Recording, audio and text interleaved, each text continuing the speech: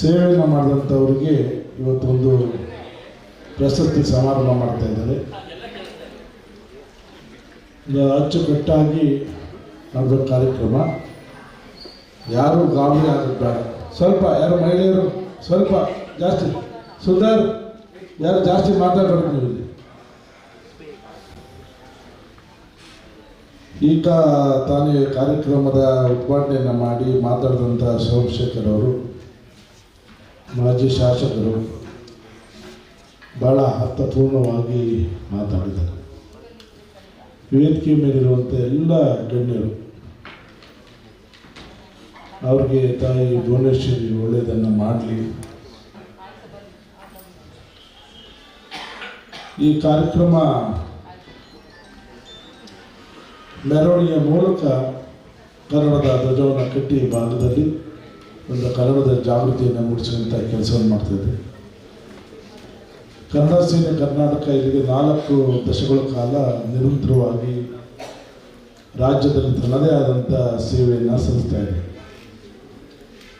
ಇವತ್ತು ಪ್ರಮುಖವಾದಂಥ ಕನ್ನಡ ಪರ ಸಂಘಟನೆಗಳಲ್ಲಿ ವಾಟಾಳ್ ನಾಗರಾಜವರು, ನಾವು, ಸಾರಾ ಗೋವಿಂದವರು, ಈ ರಾಜ್ಯದ ಯಾವುದೇ ಸಮಸ್ಯೆಗಳು ಬಂದಾಗ ಎಲ್ಲರನ್ನೂ ಬೆಂಗಳೂರು ನಗರದಲ್ಲಿ ಒಗ್ಗೂಡಿಸಿ ಒಂದು ಹೋರಾಟವನ್ನು ಮಾಡುವಂಥದ್ದು.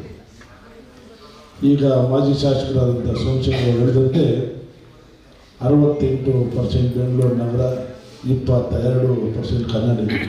ಆದರೆ ಕನ್ನಡಿಗರಿಗಿಂತ ಹೊರಭಾಷಿಗರು 68%, ಕನ್ನಡಿಗರು 22%. ಎಲ್ಲ ಹೊರ ರಾಜ್ಯದವರೇ ಅಲ್ಲಿ ಬಂದು ತುಂಬಿಕೊಂಡಿದ್ದಾರೆ. ನಾವು ಎಲ್ಲ ಭಾಗದಲ್ಲಿರೋದು ಉದ್ಯೋಗವನ್ನು ಬೆಂಗಳೂರಿಗೆ ಅರಸ್ಕೊಂಡು ಬನ್ನಿ, ರಾಜ್ಯದ ಅಭಿವೃದ್ಧಿ ಪಡೆದಿರುವಂಥ ಜಿಲ್ಲೆಗಳಲ್ಲಿ ಉದ್ಯೋಗವನ್ನು ಮಾಡಿ. ಕನ್ನಡ ಸೇನೆ ಕರ್ನಾಟಕ ವತಿಯಿಂದ ಇಂದು ಕನ್ನಡ ಜಾಗೃತಿ ಸಮಾವೇಶ ಹಾಗೂ ಕನ್ನಡ ರಾಜ್ಯೋತ್ಸವ ಕಾರ್ಯಕ್ರಮ ಮತ್ತು ಕನ್ನಡ ಮಾಣಿಕ್ಯ ವಿಶೇಷ ಪ್ರಶಸ್ತಿ ಸಮಾರಂಭದಲ್ಲಿ ಅಧ್ಯಕ್ಷತೆಯನ್ನು ವಹಿಸಿರ್ತಕ್ಕಂಥ ರಾಜ್ಯಾಧ್ಯಕ್ಷರಾದಂಥ ಕೆ.ಆರ್. ಕುಮಾರ್ ಅವರೇ, ಜಿಲ್ಲಾಧ್ಯಕ್ಷರಾದಂಥ ಸುಂದರ್ ಅವರೇ,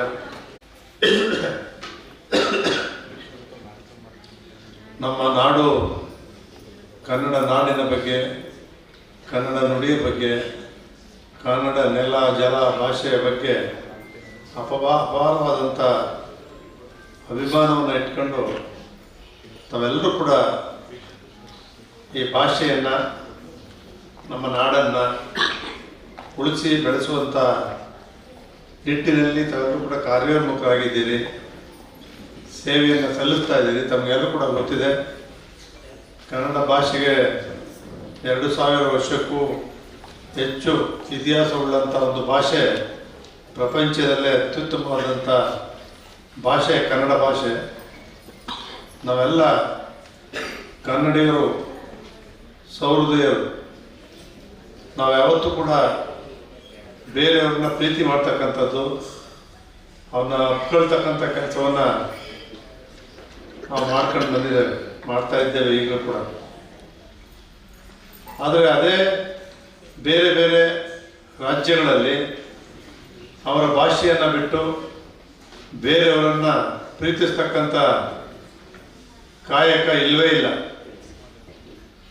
ಆದರೆ ನಮ್ಮಲ್ಲಿ ನಮ್ಮ ಭಾಷೆಯ ಉಳಿವಿಗೆ ನಾವು ಹೋರಾಟ ಮಾಡ್ತಕ್ಕಂಥ ಒಂದು ಅನಿವಾರ್ಯತೆ ಯಾವ ರಾಜ್ಯಗಳಲ್ಲೂ ಕೂಡ ಇಲ್ಲ. ನಮ್ಮ ಮಾತೃಭಾಷೆ, ನಮ್ಮ ಭಾಷೆಯ ಬಗ್ಗೆ ಇದನ್ನು ಉಳಿಸ್ಲಿಕ್ಕೆ ನಾವು ಹೋರಾಟ ಮಾಡ್ತಕ್ಕಂಥ ಪರಿಸ್ಥಿತಿ. ಬೆಂಗಳೂರಲ್ಲಿ ನೋಡಿದ್ರಿ ನೀವು, ವಾಟಾಳ್ ನಾಗರಾಜ್ ಅವರು, ಕನ್ನಡ ಸಂಘಟನಾ ಸಂಸ್ಥೆಗಳು ಎಷ್ಟು ಸಾರಿ ಹೋರಾಟ ಮಾಡಿದ್ರು, ಎಷ್ಟು ಸಾರಿ ಜೈಲು ಹೋದ್ರು, ಆಮೇಲೆ ಕನ್ನಡ ಬರೀಬೇಕು ಅಂತಕ್ಕಂಥದ್ದನ್ನು ಬೋರ್ಡಲ್ಲಿ ಬರೆಸೋದನ್ನು ಕೂಡ ನೋಡಿದ್ದೀವಿ.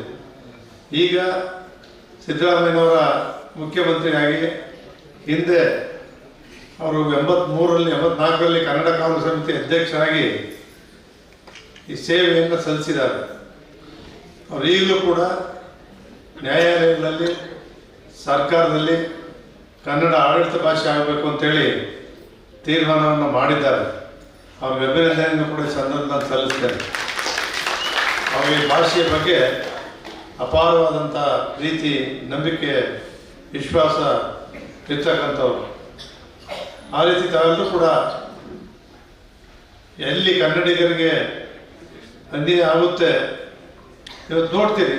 ಭಾಳಷ್ಟು ನಾವೇನೇ ಮಾಡಿದ್ರು ಕೂಡ ಭಾಳಷ್ಟು ಕೈಗಾರಿಕೆಗಳೇನು ಬರ್ತವೆ ಅಲ್ಲೂ ಕೂಡ ಬೇರೆ ಬೇರೆ ರಾಜ್ಯದಿಂದ ಬರ್ತಕ್ಕಂಥವ್ರಿಗೆ ಉದ್ಯೋಗ ಸಿಗುತ್ತೆ ಹೊರತು ನಮ್ಮ ಕನ್ನಡಿಗರಿಗೆ ಏನೇ ಮಾಡಿದ್ರು ಕೂಡ ಉದ್ಯೋಗ ಸಿಗ್ತಾ ಇಲ್ಲ.